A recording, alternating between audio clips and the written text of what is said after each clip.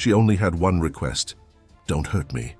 But she fell into the arms of a billionaire who didn't know how to love without control. And she was about to discover that some pacts are more dangerous than sin. If you enjoy stories of love and romance, watch until the end, subscribe to this channel, and leave a comment telling us where you're listening from. The smell of smoke still clung to Leah's skin when she stepped onto New York's hot pavement for the first time. Her bare feet, accustomed only to the packed dirt of the spiritual community where she'd grown up in the mountains of rural Virginia, trembled as they touched the rough concrete of the sidewalk. Her white garments, now stained with ash and tears, stuck to her thin body like a second skin she desperately wanted to tear off. 22 years old. That was the age she calculated herself to be, although in the Eternal Light community they didn't speak of birthdays or worldly dates. There in the isolated hills near Charleston, time was measured only by sacred rituals and by the seasons that determined when the brides of light would be ready to fulfill their divine destiny. Leah had been chosen at 8 years old. Her mother, one of the first followers of spiritual leader Joshua Shepherd, handed over her daughter with tears in her eyes and a forced smile on her lips. "It's a blessing," she whispered, while the other women of the community wove crowns of white flowers to adorn the little girl's brown hair. "You will be pure forever." Purity. That word echoed through the hallways of the big house, where the chosen girls lived separated from their families. Purity was not questioning Joshua's teachings. Purity was accepting the healing touches of the male leaders during purification sessions. Purity was pretending not to see when some of the older brides disappeared during the night, leaving only their white dresses carefully folded on their beds. Her sister Claire had disappeared that way. One morning, Leah woke up and found only emptiness where Claire's bed used to be. When she asked the supervisors, they said Claire had ascended to a higher plane. But Leah knew that look of terror in her sister's eyes the night before. She knew it because she felt the same fear growing in her own chest with each passing day. The dreams began after Claire vanished. Strange dreams where she ran between the property's vineyards, her feet bleeding, while male voices shouted her name. Dreams where she saw herself reflected in broken mirrors, wearing a wedding dress stained with dirt. Dreams where her hands were covered in blood that wasn't hers. On the night she turned 22, an age she kept secret, counting the full moons by herself, Joshua summoned her for a private conversation. His light eyes, which used to hypnotize followers during sermons, seemed different when they stared at her in the dark office of the main house. "Leah, my flower," he said, approaching slowly. "Your time has come to serve the light in a more intimate way." She knew what that meant. She had seen other girls return from these private conversations with empty gazes and purple marks hidden beneath their long sleeves. She had heard the muffled moans coming from Joshua's office during other nights. No was the first word that came out of her mouth, a word she had never uttered in her entire life in the community. Joshua's face contracted. "What did you say?" "I said no."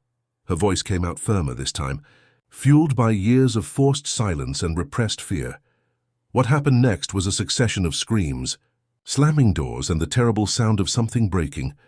Leah ran like in her dreams, but this time with her real feet touching the real earth. Behind her, flames began to lick the walls of the main house. Later, she would learn that one of the kitchen's gas tanks had exploded during the confusion. Later, she would discover that 17 people died in the fire, including Joshua Shepherd. But at that moment, she just ran. 3 days later, she was on the streets of downtown New York, hungry and lost. Her clothes drew attention. The long white dress and hair loose down to her waist made people stop to look. Some threw coins in her direction, thinking she was a street performer or someone experiencing homelessness. Others made the sign of the cross and quickened their pace. It was when she stumbled on the steps of an elegant commercial building on Fifth Avenue that she met George Morrison. The 50-year-old lawyer, with impeccably combed gray hair and a suit that cost more than many people earned in a year, was leaving the building when he saw her fall. "Miss, are you all right?" He bent down to help her, and something in his dark eyes made her accept the extended hand. Leah couldn't respond immediately. The words seemed to have been lost somewhere between the smoke and the fear. "You ran away from somewhere, didn't you?" George asked quietly, recognizing something familiar in her look. You don't need to talk now, but if you want help, I know someone who can offer protection. Protection. The word sounded strange after a lifetime of being protected, in a way that felt more like imprisonment. Who? She managed to whisper. George smiled, but there was something dark in that smile. A client of mine. Very private man, very powerful. He has experience in taking in people who need to start over. That night, Leah found herself in the leather seat of an imported car, driving along roads that led to the countryside. George spoke little, only mentioning that the man who would take her in preferred anonymity, and that his property was in an isolated region, perfect for someone who wanted to disappear from the world. What is his name? She asked when they were already far from the city. Daniel Westfield, George answered, his eyes fixed on the dark road. And you, little one? What is your real name? Leah hesitated. In the community, her name was just another form of control. But now for the first time she could choose what she wanted to be called. Leah, she said finally. My name is Leah. What she didn't know was that Daniel Westfield already knew her name, knew her story, and had been waiting for her for much longer than she could imagine. The property revealed itself when the car made the final curve on the private road. Leah held her breath. It wasn't a house, it was a palace. The neoclassical construction rose imposingly against the starry sky, with marble columns that seemed to support the clouds themselves. Geometrically perfect gardens extended in all directions, illuminated by soft lights that created dancing shadows among the century-old trees. My God, she whispered. Daniel inherited this from his Italian grandfather, George explained as he stopped the car in front of the main staircase. The Westfield family came to America in the early 20th century, fleeing scandals in Europe. They bought land here in New York State and built this place as a fortress.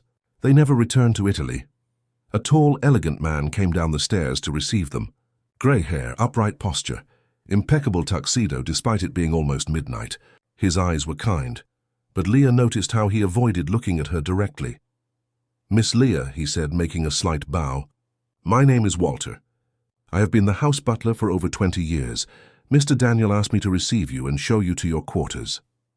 Daniel wasn't there. Leah felt a strange mixture of relief and disappointment. George said goodbye quickly, as if he were in a hurry to leave. Daniel will speak with you tomorrow, was all he said before disappearing into the darkness of the road. Walter led her through corridors that seemed endless. The walls were covered with ancient tapestries and paintings that she was sure she had seen somewhere before, perhaps in dreams. The silence was absolute, broken only by the echo of their steps on the cold marble floor. The house is very large, she commented, trying to fill the emptiness of words. Yes, Miss 83 rooms, 7 floors counting the underground levels, and gardens that extend over 500 acres. Walter spoke as if reciting memorized numbers. Mr. Daniel has lived here alone for 10 years. Alone? Walter hesitated before answering. He prefers solitude.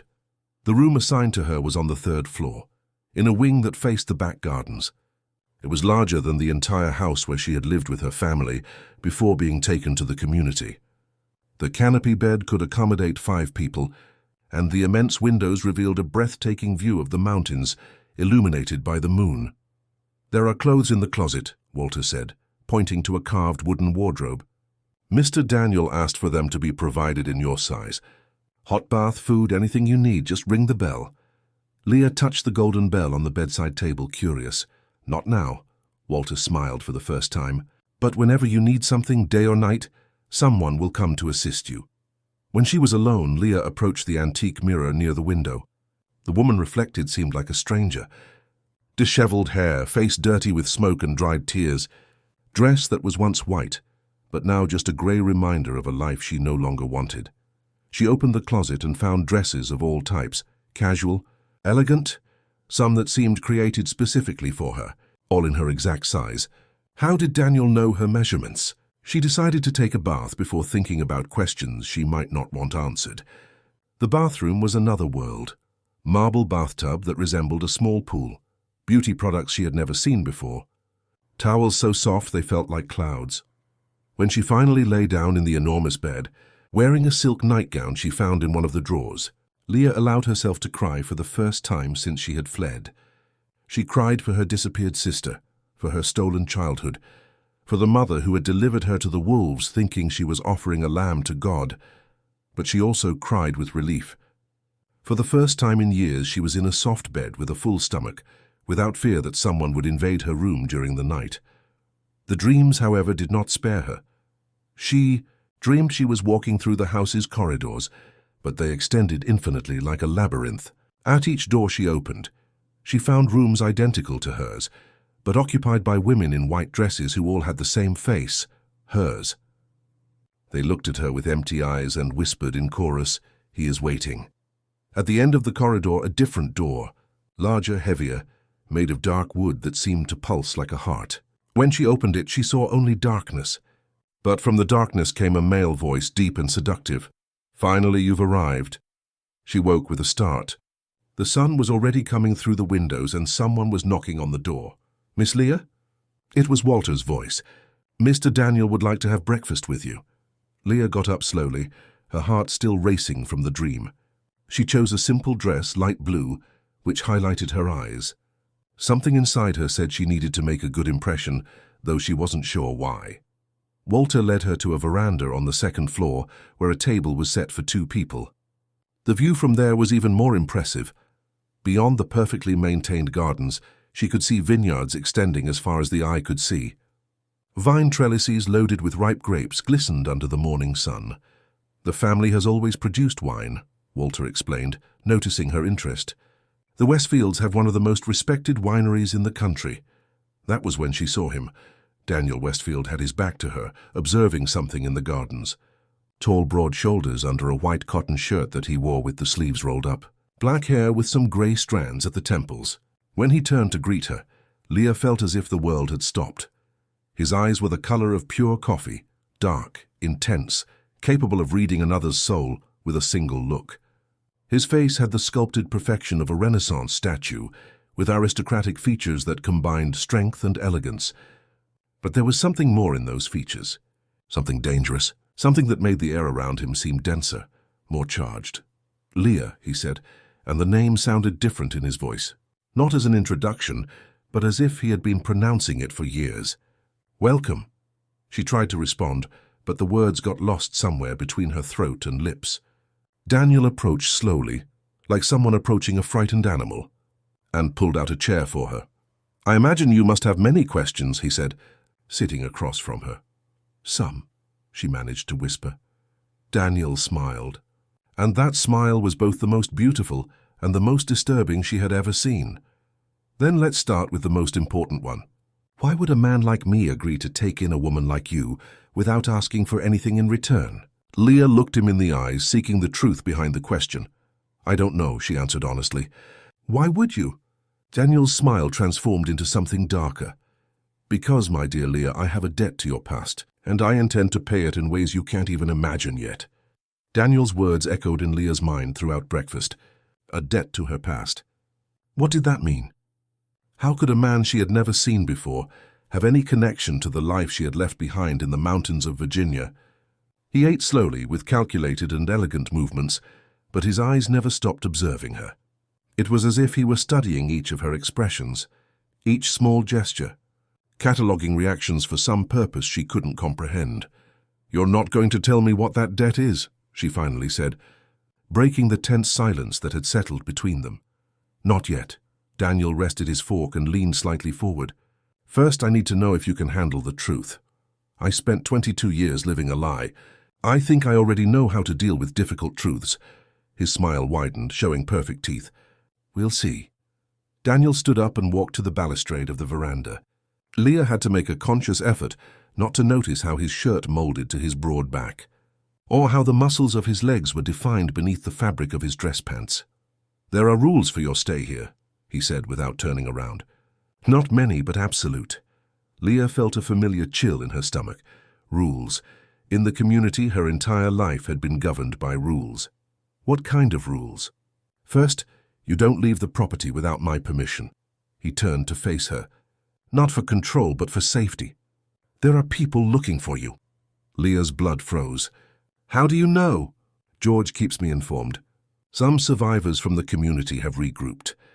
They're spreading the version that you caused the fire, that you're some kind of demon disguised as an innocent. She laughed without humor. Demon? If they knew what some of their leaders did to us in the dark. I know what they did. Daniel's voice came out harder. Second rule, no locked doors in this house. Not your bedroom door, not any other place.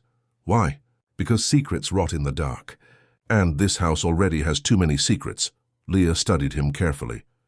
There was something dark in his expression when he spoke about secrets. And the third rule, don't lie to me ever. Daniel came closer again, stopping so near that she could smell his masculine perfume, something between wood and spices. I always find out when someone is lying, and I don't like being deceived. And if I break one of these rules, his eyes gleamed with something that could be amusement or threat. Then you'll discover why I prefer to live alone. After breakfast, Walter appeared to show Leah the rest of the property. It was more impressive than she had imagined. Besides the main house, there was a private chapel built in the same neoclassical style, stables with Arabian horses, an underground wine cellar that extended for miles of tunnels excavated in the rock, and gardens that seemed to have come out of a European fairy tale. The family always liked grandeur, Walter commented, as they walked through a grove of jacaranda trees. Daniel's grandfather, Giovanni Westfield, wanted to recreate in America the property he left in Italy. Why did they come here? Walter hesitated, as if treading on dangerous ground. Problems with the law, I believe. Something about lands that weren't exactly theirs. They passed a summer pavilion, where someone had forgotten an open book on a small cast-iron table. Leah approached curiously and saw that it was a diary, handwritten in English, but with some phrases in Italian. The handwriting was feminine, delicate. Whose diary is this? Walter became visibly uncomfortable. It must be Mrs. Isabella's. Who is Isabella? She was Daniel's mother. She died 10 years ago in the house's inner garden. Leah opened the diary to a random page and read silently. The nightmares have returned. I dream of her every night, the girl with light eyes who lived here before me. Her tears wet my pillows. Her voice whispers my name in the corridors. Daniel says it's just guilt, but I know it's more than that. She wants to tell me something. What girl was that? Leah asked, feeling a strange chill. I don't know, miss. The Westfield family was always reserved about the past. They continued the tour, but Leah couldn't stop thinking about the diary. Who was the light-eyed girl? Why did Isabella feel guilty? In the afternoon, when Walter left her alone to rest, Leah decided to explore the house on her own. The corridors were labyrinths of history, family portraits, antique furniture, Persian rugs that cost fortunes. Each door revealed a new room, ballrooms where only the echo lived, libraries with thousands of dusty books, guest rooms that seemed not to have received visitors for decades. It was on the 4th floor that she found something that made her stop. Her door different from the others, heavier with an antique lock and a small bronze plaque that said private in Italian. She tested the handle. It was open. Inside she found what appeared to be a private office. Mahogany desk, leather chair, shelves filled with documents organized with military precision. But what caught her attention was the wall opposite the window. It was covered with photographs, newspaper clippings, and documents connected by red lines, as if someone was investigating a crime. Leah approached and felt the air escape from her lungs. In the center of it all was a photo of her. Not recent. It appeared to have been taken years before, when she was still a teenager in the community. Around it, dozens of other photos. The community seen from above. Joshua Shepherd during his sermons, her sister Claire smiling in a photo she had never seen before. And in the corner, almost hidden, an official document with the FBI letterhead, title Operation False Light, Investigation into Human Trafficking and Money Laundering in Religious Communities. Her hands trembled when she picked up the paper. There was everything. Reports about missing girls, suspicious bank transactions, and in the list of external collaborators of the community, a name that made her world collapse, Westfield Holdings, Inc. Interesting reading? Leah turned quickly. Daniel was at the door, leaning against the doorframe, watching her with an impossible-to-decipher expression. You funded that place, she said, her voice coming out as a hoarse whisper. Yes. You knew what was happening there. Not in the beginning. Daniel entered the office and closed the door behind him. When I found out, it was already too late for many girls. But not for you. Leah felt nausea rise in her throat. You brought me here out of guilt. I brought you here because I need you alive and safe. The rest, he approached slowly like a predator cornering its prey. The rest depends on you. Depends on me for what? Daniel stopped a few inches from her, so close that she could see the small scars around his eyes, could count each grey strand at his temples, could feel the heat emanating from his masculine body. To forgive me, he said simply, or to punish me. Leah stared into his eyes, looking for signs of lies, of manipulation, of anything she would recognize from the men who had controlled her life until then. But all she saw was a deep old pain that seemed to corrode Daniel from the inside. And if I choose to punish you? His smile was sad, and at the same time dangerous.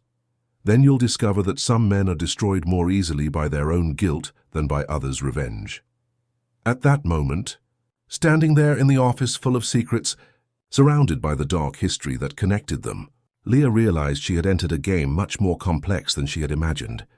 And for the first time since she had arrived at the property, she wasn't sure if Daniel Westfield was her savior or her most sophisticated captor. What she knew for certain was that, looking into those dark eyes, she felt something she had never experienced before, something that went beyond fear, beyond gratitude, beyond anger, something that seemed dangerously close to desire. That night, Leah couldn't sleep. The revelations from the office swirled in her mind like a kaleidoscope of guilt and confusion. Daniel had funded the community that destroyed her childhood, but it was also he who had taken her away from there. He was savior and executioner at the same time, protector and accomplice. Redemption and perdition wrapped up in one man. Around 2 in the morning, she gave up trying to fall asleep and decided to walk through the corridors. The house was different in the dark, more mysterious, more alive.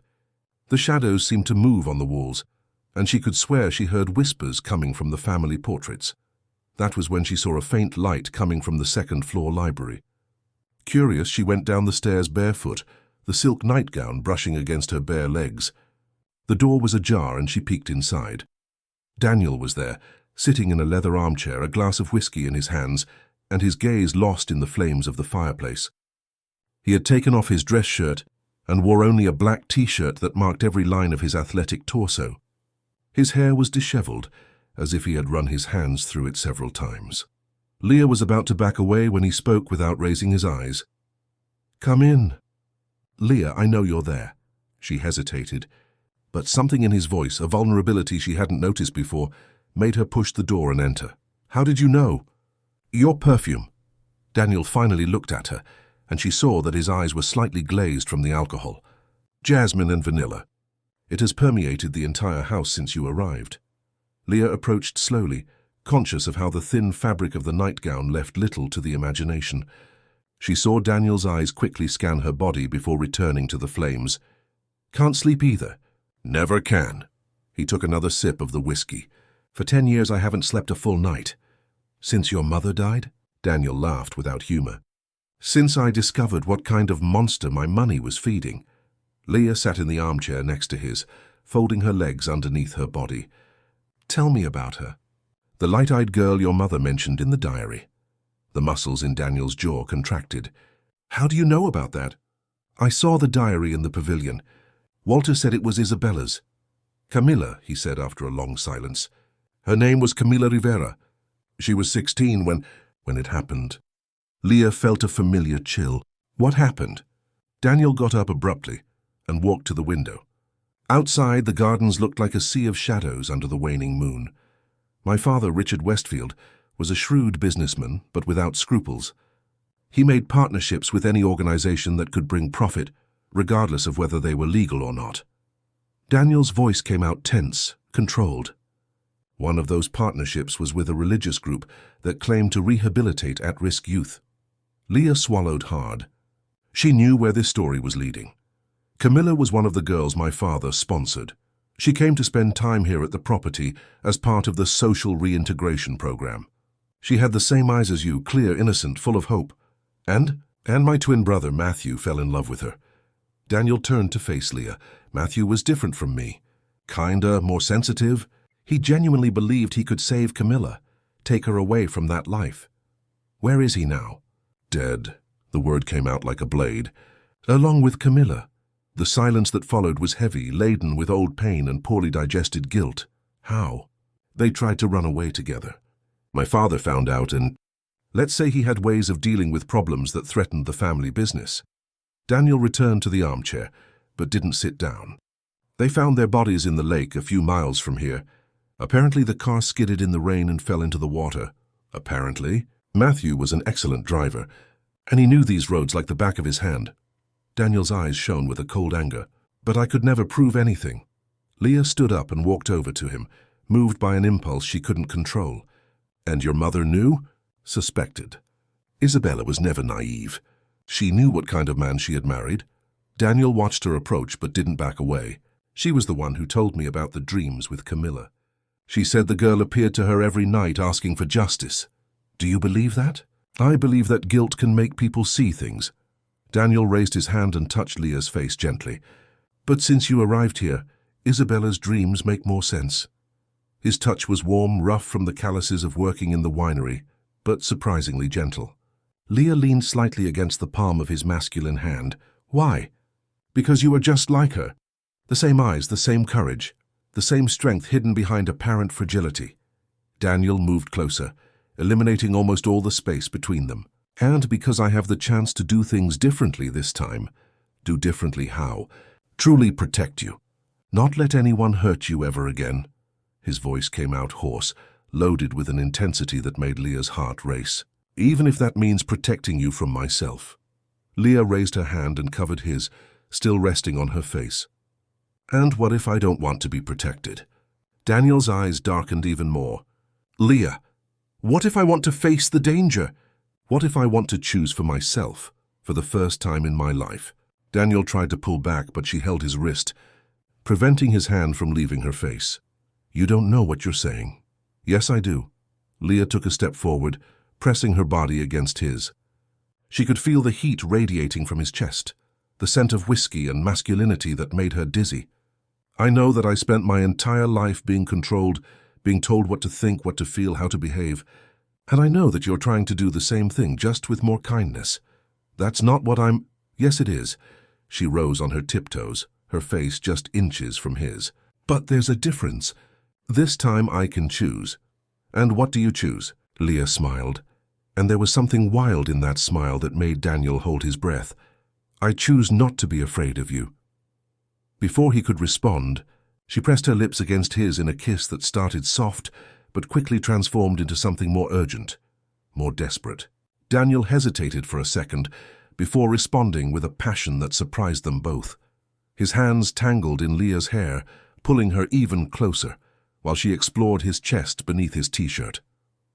It was as if years of repression and control were being released all at once, in an explosion of desire that neither of them could contain. When they finally separated, breathless, Daniel rested his forehead against hers. This shouldn't be happening, he murmured. Why? Because you feel guilty about my past? Because you think you don't deserve to be forgiven? Leah stared into his eyes with a determination that completely disarmed him. Or because you're afraid that I'm too strong to be controlled? Daniel didn't answer, but the silence said everything. I have a proposal for you, Leah said, backing away just enough to be able to look him straight in the eyes. Stop trying to protect me from yourself. Stop making decisions for me. And I promise one thing. What? That I won't run away. Not from your past, not from your guilt, not from the man you think you are. She smiled, and there was a dangerous promise in that smile. But in return, you have to stop hiding who you really are. No masks, no fake kindness, no protection. Just the truth. Daniel studied her for a long moment as if trying to decipher a language he didn't know. And if you don't like the truth, then at least it will be my choice not to like it. He chuckled softly, a rough sound that reverberated in his chest. You have no idea what you're asking for. Then show me. In that moment, with the firelight dancing on both their faces and the weight of ancient secrets hanging in the air, something changed irreversibly between them. It was no longer about guilt or redemption. It was about two wounded human beings recognizing in the other the possibility of healing or of mutual destruction. and for the first time in 10 years, Daniel Westfield allowed himself to believe that perhaps he deserved a second chance. The following days were a dangerous dance of discoveries and temptations. Daniel fulfilled his part of the agreement. No more fake kindness, no more suffocating protection. In its place emerged a complex, intelligent and dangerously seductive man who didn't hide the intensity of his feelings or the darkness of his thoughts. During the day, he took her through the vineyards, teaching her about grapes, about the land, about the secrets of production that made Westfield wines famous throughout the country. Their hands touched when he guided hers to feel the texture of the ripe fruit. Their bodies drew close when he bent down to explain something about the soil, his masculine scent enveloping her like an unspoken promise. "Wine is like people," he said on a golden afternoon, as they walked among the heavily laden vines.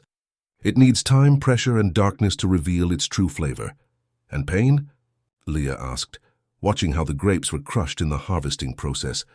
"Especially pain." His eyes met hers. Without it, it would just be sweet juice. At night, he waited for her in the library. They didn't talk about the kiss, but the tension between them was palpable. Daniel read to her, Italian poetry, passages from classic novels, sometimes just articles about winemaking. His deep voice, and the slightly Italianized accent that emerged when he concentrated, made Leah shiver. It was on one of these nights that she decided to explore more of the house. Daniel was on a business call that had been prolonged, and she found herself wandering the basement corridors, following a mental map she had constructed during her tours with Walter. The wine cellar was impressive, tunnels excavated in the living rock, with thousands of bottles organized by vintage and region. The air was fresh and laden with the sweet aroma of fermentation. But it was in the back of the last tunnel that she found something unexpected, an iron door, ancient and heavy, with a lock that seemed not to have been opened in years. Curiosity was stronger than prudence. To her surprise, the door yielded with a metallic groan. On the other side, she discovered a circular room with stone walls. In the center, a marble table with strange instruments. Some appeared medical, others resembled tools from an ancient laboratory. On the walls, shelves with glass vials containing liquids of various colors, all labeled in Italian with meticulous calligraphy. "Found my little museum of horrors." Leah turned quickly.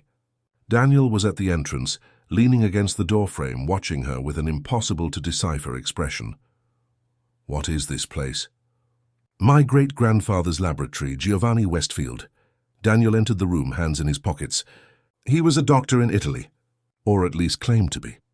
Leah approached one of the vials, reading the label in Italian. "Laudanum ether chloroform." She looked at him with wide eyes. "He drugged people." "Among other things." Daniel picked up a smaller vial with a yellowish liquid. "Giovanni had to flee Europe because he was being investigated for illegal experiments. Mainly on young women." Leah's blood froze. "What kind of experiments?" "He believed he could purify the female soul through medical treatments. He said women were naturally hysterical and needed male intervention to find salvation." Daniel placed the vial back on the table, the sound of glass against marble echoing sinisterly.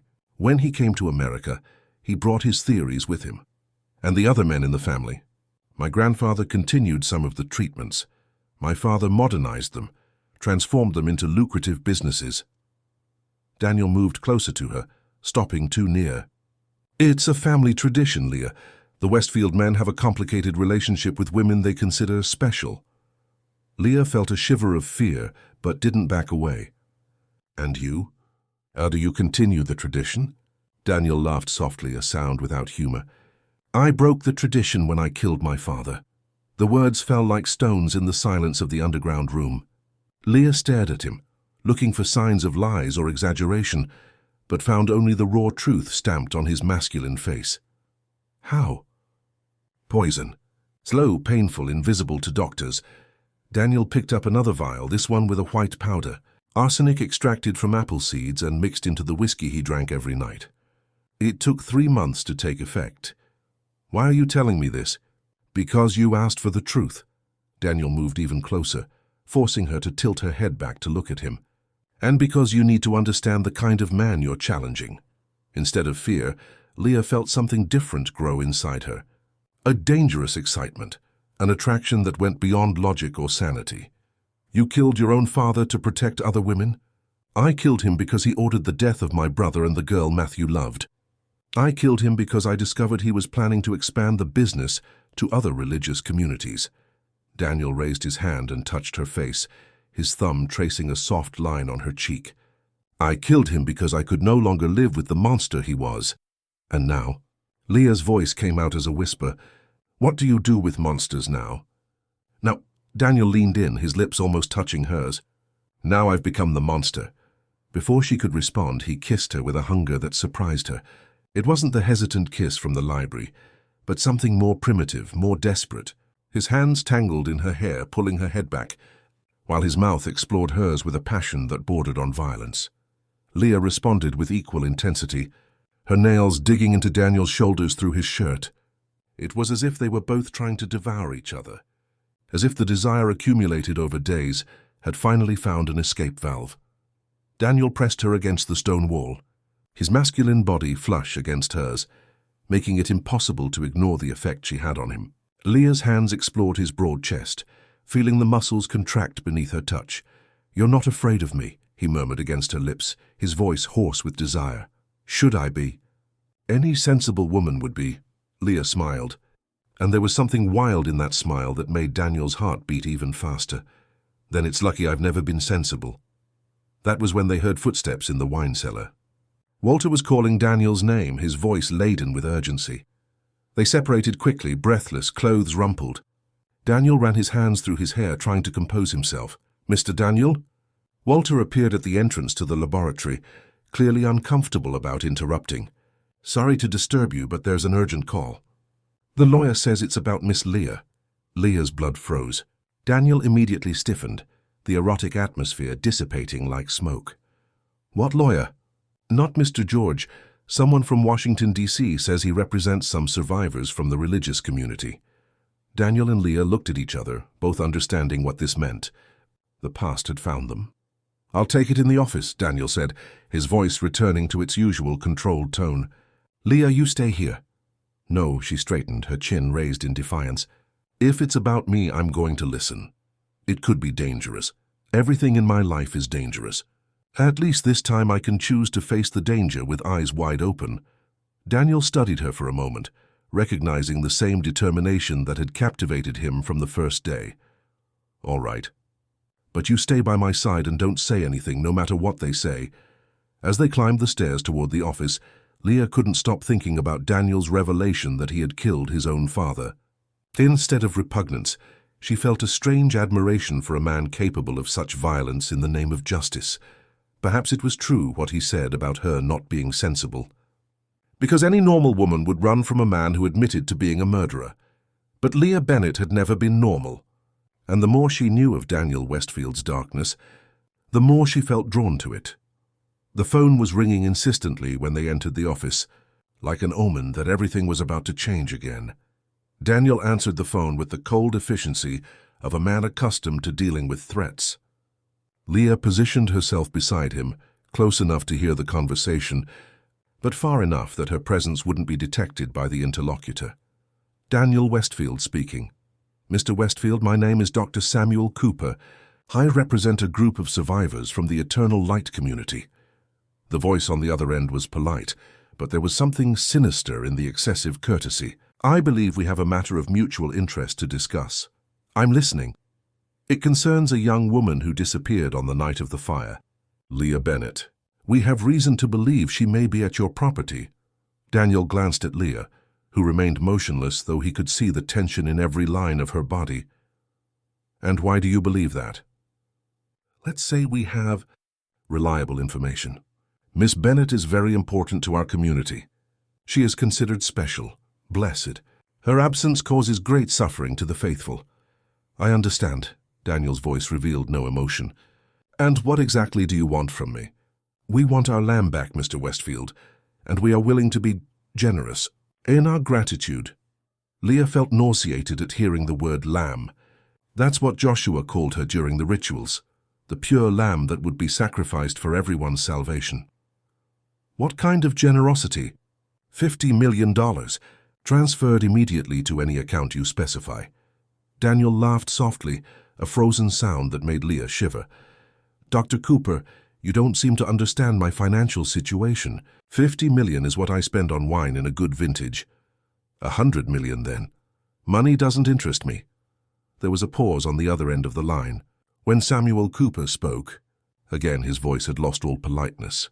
"Then perhaps you're interested in your safety, and the safety of your properties. Are you threatening me? I'm offering a civilized solution to a problem that could become very unpleasant." The man's voice became harder. "Miss Bennet belongs to us, Mr. Westfield. She was raised for a sacred purpose. We will not allow a man with your family history to interfere with God's plans." Daniel stiffened. "My family history? Oh yes. We know a lot about the Westfields, about your great-grandfather's experiments, about your father's shady businesses, about the mysterious accident that killed your brother." Samuel made a theatrical pause. "And about how your father died poisoned." Leah saw the muscles in Daniel's jaw contract dangerously. "Are you insinuating something?" "I'm not insinuating. I'm stating, and I have proof." Samuel chuckled softly. "Proof that the FBI would find very interesting. Unless, of course, we reach an agreement about the girl." "What agreement?" "Simple. You hand over Leah Bennet by noon tomorrow. In exchange, our files on your family remain private." Daniel looked at Leah, who shook her head almost imperceptibly. Her eyes shone with a fierce determination. "And if I refuse?" "Then you'll discover that our faith gives us surprising strength to deal with obstacles." The threat in Samuel's voice was clear. "We have many faithful followers, Mr. Westfield, people willing to do anything to protect our sacred cause." "I understand." Daniel made a calculated pause. "I need time to think." "You have until noon tomorrow. I'll call again at 11 for your final answer." Samuel paused for a moment. "Oh, and Mr. Westfield?" "Don't try to move the girl. We have eyes everywhere. Any attempt at escape will be interpreted as a declaration of war." The call ended with a dry click. Daniel put the phone down slowly, his eyes fixed on some distant point. "They know about you killing your father," Leah said quietly. "They know." Daniel turned to face her. "The question is, what do you want to do?" "Me?" Leah looked at him in surprise. "Why would the decision be mine?" "Because it's your life. Your freedom. Your choice." Daniel approached her. "I can face these people, Leah. I have resources, I have power, I have contacts. But if I decide to fight, it will be a war. And wars have casualties." "What kind of casualties?" "People could die. Including both of us." Leah walked to the window, observing the gardens bathed in moonlight. Outside everything seemed peaceful, but she knew appearances were deceiving. They always were. "How long have they been watching us?" "Probably since you arrived here." "Maybe before." "And if I go back to them?" "If I surrender." Daniel positioned himself behind her, so close that she could feel the heat from his masculine body. "Then you die." "Maybe not immediately, but eventually. People like Samuel Cooper don't keep witnesses alive for very long. And if I stay here, then we fight together." Leah turned to face him. "Why would you do that? Why risk everything for me?" Daniel raised his hand and touched her face gently. "Because for the first time in 10 years I have something worth protecting." "Your redemption?" "No." His eyes darkened with an intensity that made her tremble. "You." Before she could respond, Daniel pulled her to him and kissed her with a desperate passion. It was as if they both knew time was running out, that this could be one of the last opportunities to touch each other without the shadow of death hanging over them. Leah's hands tangled in his shirt, pulling him even closer. She could feel his heart beating erratically against his chest, could taste the whiskey and desire on the lips that explored hers. "Daniel," she whispered against his mouth, "tell me, if we're going to die tomorrow." "We're not going to die, but if we do," she insisted, her eyes fixed on his, "I don't want to die without knowing." "Without knowing what?" "What it's like to be touched by someone who desires me, and not by someone who wants to control me." Daniel's eyes darkened even more. He stared at her for a long moment, as if trying to memorize every detail of her face. "Leah, if we do this, there's no going back. Not after tomorrow, not after everything that might happen." "I know. And if you regret it," she smiled, and there was a fierce courage in that smile that completely disarmed him, The only thing I regret is having spent my entire life letting other men decide about my body. Leah rose on her tiptoes, her lips almost touching his. This time the choice is mine, and I choose you. Daniel picked her up in a fluid movement, carrying her toward the office door. Then may God forgive us for everything we're about to do. As they climbed the stairs toward her room, Leah couldn't stop thinking that perhaps there was no forgiveness for what she felt. But for the first time in her life, she didn't care about sin or salvation. She only cared about the man who carried her as if she were the most precious thing in the world, and the growing certainty that she'd rather die in his arms than live a single day away from them. Outside, shadows moved among the trees in the gardens. Eyes watched each illuminated window of the house. And in the silence of the night, the enemies positioned themselves for the confrontation that would come with the dawn. But inside the house, only love mattered. Dangerous, impossible, redemptive. The kind of love that consumes everything in its path and leaves only ashes or rebirth in its wake. Leah's room was bathed in the soft light of the moon, coming through the open windows. Daniel gently set her down near the bed, but didn't immediately let her go. Instead, they stood there looking into each other's eyes, as if both understood they were about to cross a line from which there would be no return. "Are you sure?" Daniel asked one last time, his voice hoarse with restrained desire. In response, Leah began to slowly unbutton his shirt, her fingers trembling slightly, but determined. Each button that opened revealed more of his tanned skin, of the muscles defined by physical work in the vineyard, of the small scars that told stories she didn't yet know. "I've never been so sure of anything in my entire life," she whispered. Daniel closed his eyes for a moment, as if allowing himself to believe he deserved this happiness. When he opened them again, there was a vulnerability there she had never seen before. "Leah, He hesitated, the words seeming difficult to pronounce. "I'm not gentle. Not in the way you deserve." She smiled, finishing opening his shirt and letting her hands rest on his bare chest. "I don't want gentleness. I want truth. Then tell me to stop if it's too much, and if I don't want you to stop..." Daniel's eyes darkened dangerously. "Then you'll discover what kind of monster I really am." Instead of pulling back, Leah rose on her tiptoes and lightly nibbled his earlobe. "Show me." Daniel's control shattered like glass. He pulled her against him forcefully, his large hands exploring every curve of her body through the thin fabric of her dress. His mouth explored Leah's neck with a hunger that bordered on desperation, leaving marks she knew she would carry for days. There was no hurry in his movements, but an intensity that made each touch burn. Daniel undressed her slowly, savoring each piece of revealed skin, whispering words in Italian that she didn't understand, but that made her entire body shiver. When they finally lay on the bed, intertwined, sweaty, breathless, the world outside ceased to exist. There were no religious communities, no death threats, no dark past. There were only the two of them, discovering each other with a passion that surprised them both. Leah had imagined that her first time would be painful, frightening, full of the guilt and fear that had been planted in her mind for years. Instead, it was a revelation. Daniel touched her as if she were something sacred, but also as if she were completely his. Each kiss, each caress, each hoarse whisper in her ear was a promise that she would never belong to anyone but him again. When they finally united, Leah understood for the first time what it meant to feel complete. It wasn't just physical pleasure. It was as if a part of her that had always been missing had finally found its place. They made love with the intensity of those who know time may run out at any moment.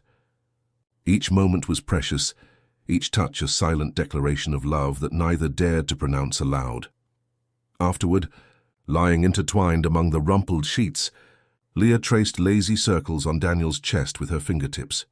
"I don't regret it," she said softly. "Neither do I." Daniel kissed the top of her head. "But it makes everything more complicated." "Why?" "Because now I have even more to lose." Leah raised herself to look into his eyes. "You won't lose me." "Leah, you heard what that man said. They have evidence about my father." "If that leaks, then we face it together," she interrupted him. "You said it was my choice, remember? I choose to stay. I choose to fight." Daniel pulled her into a long, desperate kiss. "You have no idea what you're getting into." Then tell me everything. I want to know exactly what we're dealing with. Daniel sighed and sat up in bed, running his hands through his hair. Samuel Cooper isn't just a lawyer. He was Joshua Shepard's right-hand man, responsible for the community's financial transactions. When Joshua died, Samuel took control of the survivors. How many survivors? About 50 adults plus some children. They regrouped on a property in Georgia, but maintained cells in various cities. Daniel stood up and walked to the window, observing the dark gardens. They're not just religious fanatics, Leah. They're organized criminals. Human trafficking, money laundering, extortion. They use religion as a facade. And do they really have evidence about you? Probably yes. My father wasn't discreet. He must have documented everything he did, including his methods for solving problems. Daniel turned to face her.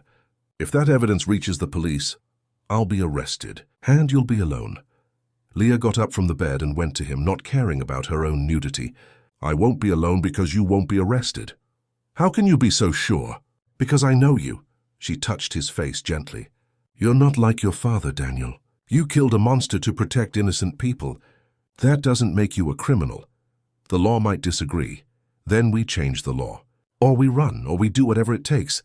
Leah looked at him with fierce determination. But we won't give up. Daniel hugged her tightly, breathing in the scent of her hair. How can you have so much faith in me? Because you taught me that I can choose who to trust. She pulled back slightly to look into his eyes. And I choose to trust the man who would rather die than hand me over to those animals. That was when they heard the first shot. The sound echoed through the gardens, followed by shouts and the noise of glass breaking somewhere in the house. Daniel stiffened immediately, the soldier emerging through the lover. Stay here, he said, running to the closet where he kept some clothes that Walter had brought. Put this on and lock the door. I'm not going to hide while you— Leah!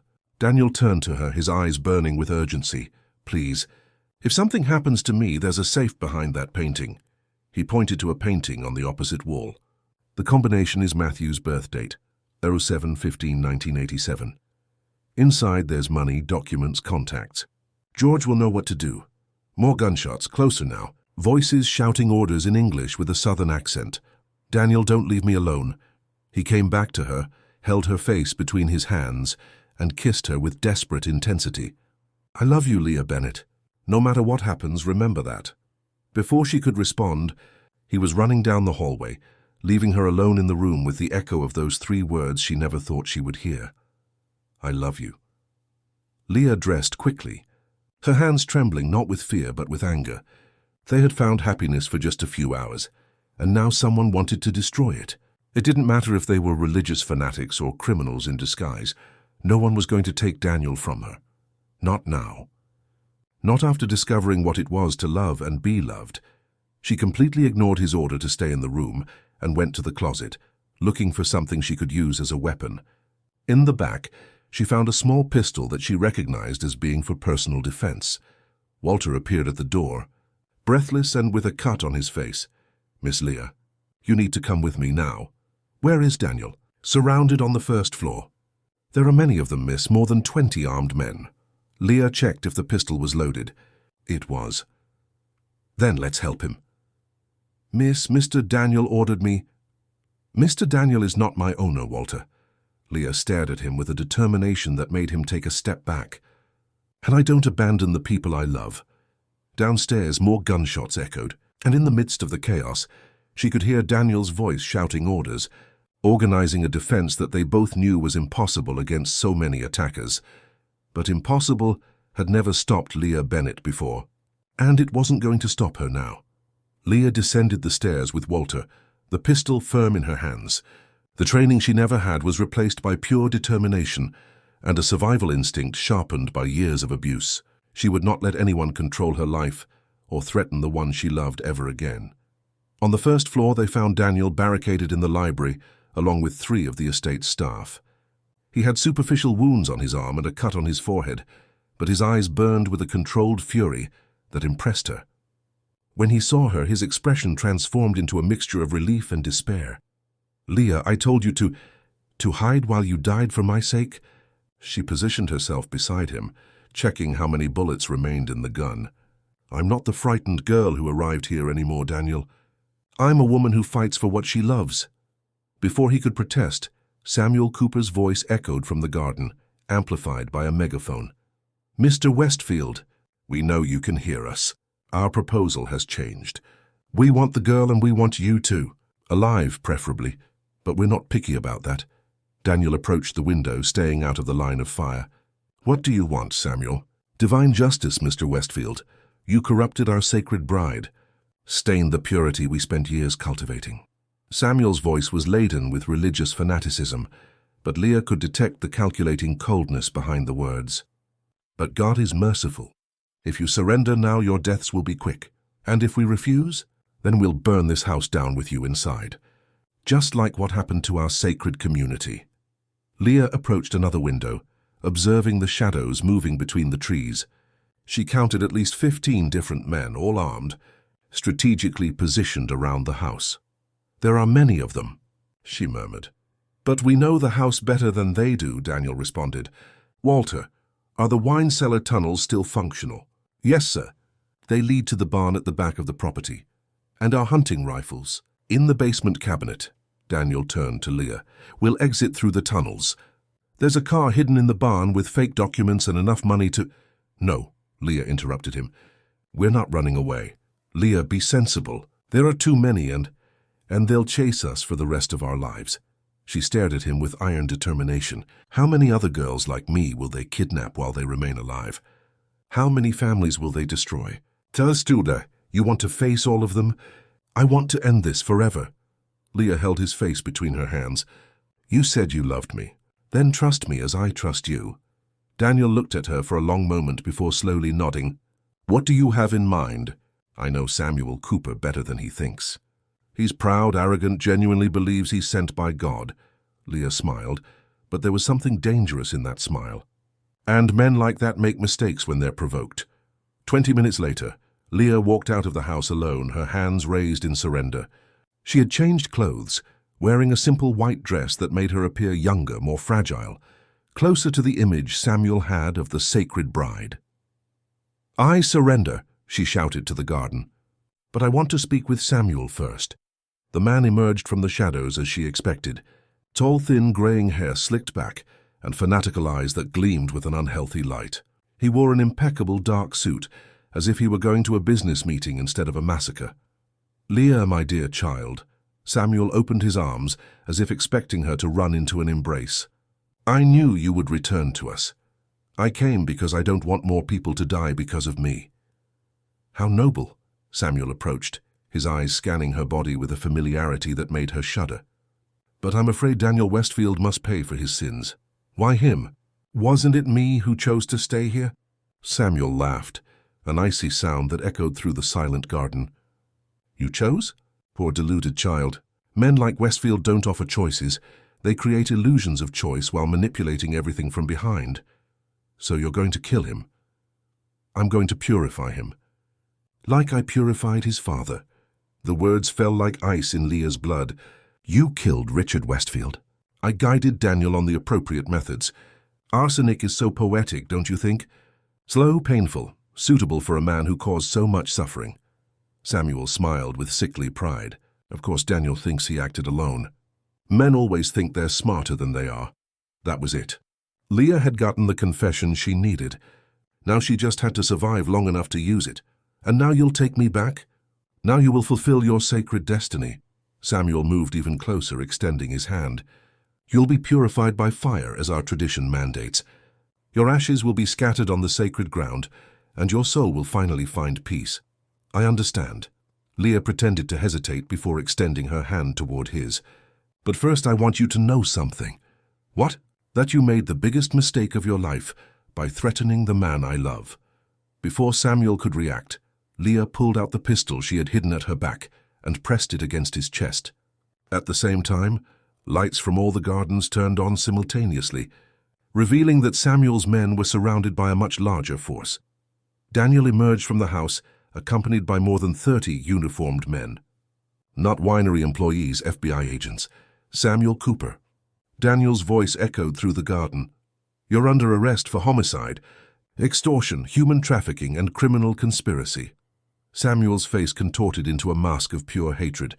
Impossible. How did I get the FBI here so quickly? Daniel approached, handcuffs in hand. Simple. You weren't the only one with recordings of phone conversations. Leah smiled, keeping the gun steady. This morning's call was recorded. Your confession about having killed Richard Westfield, too. And your threat to burn me alive is registered in audio and video. You manipulative little whore. Watch your words, Daniel said coldly, putting the handcuffs on Samuel. You're talking about the woman who's going to marry me.